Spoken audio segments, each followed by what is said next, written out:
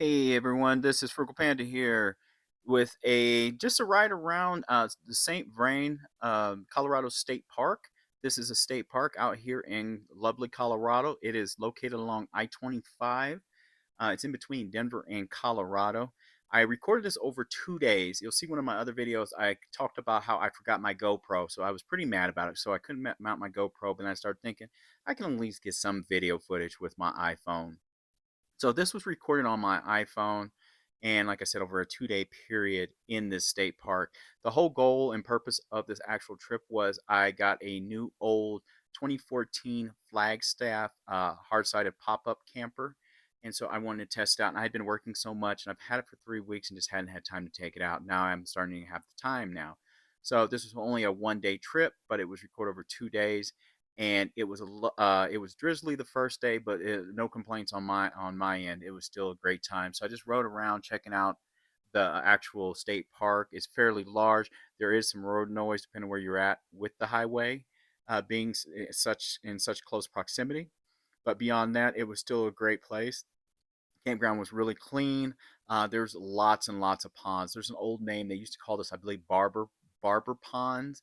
Anyway, there's so many waterways inside the actual state park that if you love fishing, come here. If you like hopping on a boat and or kayak and doing just some lazy, uh, you know, going around the pond and stuff in your kayak and stuff, this is a perfect place. There's trails. As I said, so many different ponds. The campgrounds themselves were actually peaceful, fairly quiet. People doing no loud music or anything. It's people doing their thing. It was nice. Um, all types of actual RVs and pop-ups and trailers. We had a full electric just because it was hard getting reservations, and so I had to get a full electric, which cost me probably another $12 extra, but no biggie.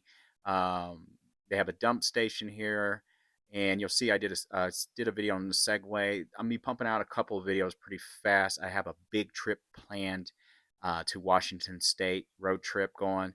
Me and the family were going to check out some things out there again, and so it's a pretty big one. So I want to get all this footage off and get everything out there as we prepare to take off in July to go check out Washington State once more.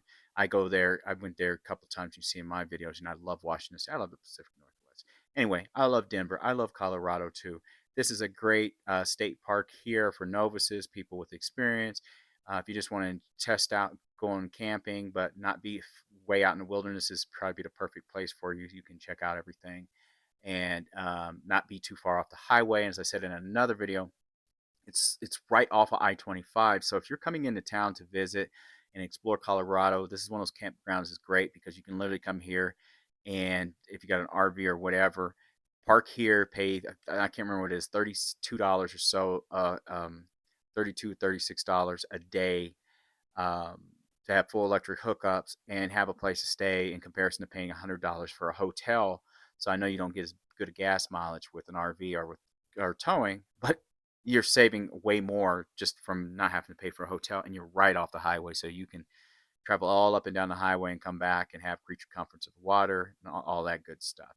So I found a trail on our last day as they were fishing in the morning, and I took the bike out. So this trail actually leads along to St Vrain, and if you take it far enough, it will actually lead to Weld counties like um, their city administration building, I believe it is. It might be their jail too.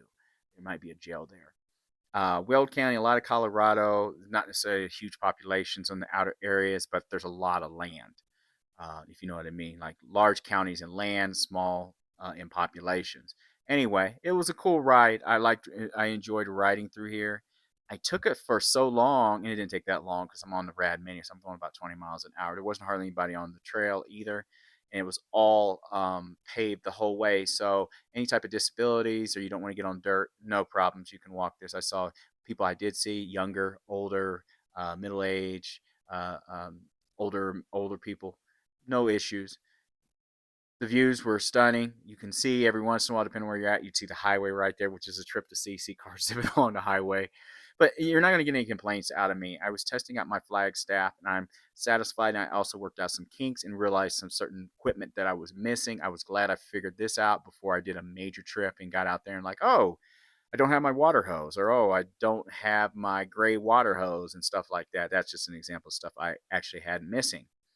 So it really worked out. Got to test out the furnace. The air conditioner wasn't cold. I was just testing things out, but out in the real world. So now I know how to use them on this one. I haven't had a pop-up camper, to be honest with you, in probably 15 years. We had one we used tons of time when the kids were little. Now I just have one child in the house who's now a teenager.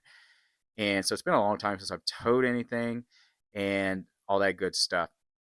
So getting back into the swing of things, I'm very satisfied with this. It's plenty of room, and I will be doing a video on that. I keep saying I know, but I had to finish my footage on this trip, and I also have a review of something I bought for the camper that I'm reviewing. I'm going to make a video about.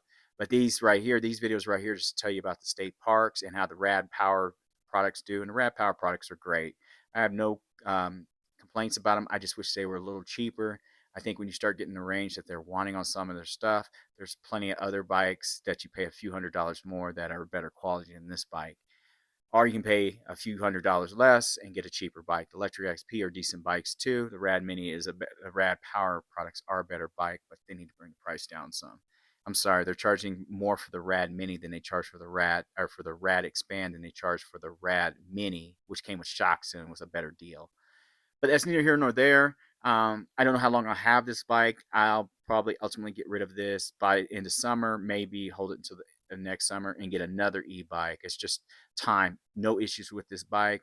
I like it, but it always feels a little smaller for me until I get on it, and it's super comfortable. And I'm riding with my new seat on it that I got from Giddy Up, and it's an excellent, very soft seat. And I'll put a link in the description on the seat too. It makes a huge difference on the bike also.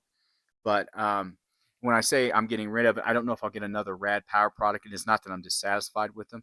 There's just so many e-bike companies out there now that I want to try out other bikes too. Same as I got the Zenroll, which I really enjoyed riding that bike. I mean, I paid next to nothing. Basically, I could for what I paid for the Zenroll, the Rad Power, the Rad Mini. I could have bought almost 3 Zenrolls for the price of one of my e-bikes that I have, one of my Rad Power products. That's neither here nor there. Of course, the quality on the Zenroll is not going to be as good as this Rad Power product, as we all know this.